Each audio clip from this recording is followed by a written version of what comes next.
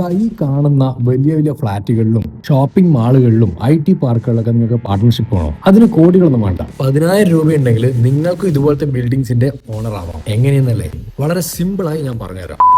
നമ്മുടെ ദാസൻ 50 ലക്ഷം രൂപ ലോൺ എടുത്ത് കഷ്ടപ്പെട്ടൊരു സ്ഥലം വാങ്ങി അത് വാടകയ്ക്ക് കൊടുക്കാൻ നടക്കുകയാണ്. എന്നാൽ നമ്മുടെ വിജയൻ കുറച്ച് സ്മാർട്ടായി ചിന്തിച്ച് റേറ്റിൽ ഇൻവെസ്റ്റ് ചെയ്തു. എന്താണ് ഈ rate? Real estate investment trust. വലിയ വലിയ കമ്പനീസ് കോടികൾ മുടക്കി പണിയുന്ന മാളുകളും ഓഫീസുകളും ചെറിയ ചെറിയ ഷെയറുകളാക്കി പബ്ലിക്കിന് നൽകുന്നതിനെയാണ് നമ്മൾ റേറ്റ് എന്ന് പറയുക. സോ ഈ ഷെയർസ് നിങ്ങൾ വാങ്ങിയാൽ ഈ കെട്ടിടത്തിൽ നിന്ന് കിട്ടുന്ന വാടകയുടെ 90% ലാഭമായിട്ട് നിക്ഷേപകർക്ക് തന്നെ തിരിച്ചു നൽകണം എന്നാണ് നിയമം. അതായത് പണികളോ ടെൻഷനോ ഇല്ലാതെ തന്നെ നിങ്ങൾക്ക് മാസം തോറും ഒരു വാടക വരുമാനം ലഭിക്കും. സാധാരണ ഒരു സ്ഥലം വിൽക്കാൻ മാസങ്ങൾ കാത്തിരിക്കണം. എന്നാൽ റേറ്റ് ഷെയറുകൾ സ്റ്റോക്ക് മാർക്കറ്റിലൂടെ ഒരു ക്ലിക്കിലൂടെ നമുക്ക് ഈസി ആയിട്ട് വിൽക്കാൻ സാധിക്കും.